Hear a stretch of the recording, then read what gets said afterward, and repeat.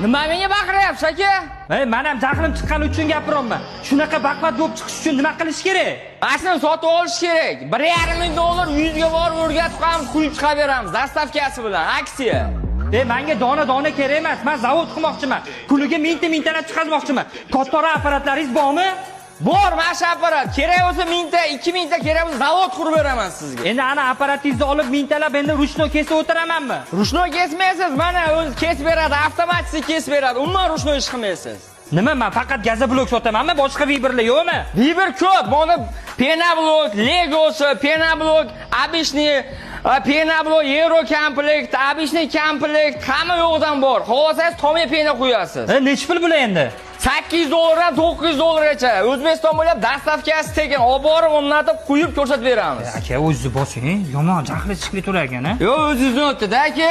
Men bundan deyman, kelib g'itsirga to'g'rayapsiz. Biz mehnatimiz bu, aka. Aka, uzr endi, bu odamlar ko'rsin baquvvat bundoq, ani zo'r narsa, sifat narsa, o'zini biznesini rivojlantirmoqchi bo'lgan insonlar ko'rsin deyman-da. Unaqa baqirib tashlaverma. Yo'q, toba qildim, bor odamni qarang. Ana qilib, like bosib tarqatib qo'yinglar.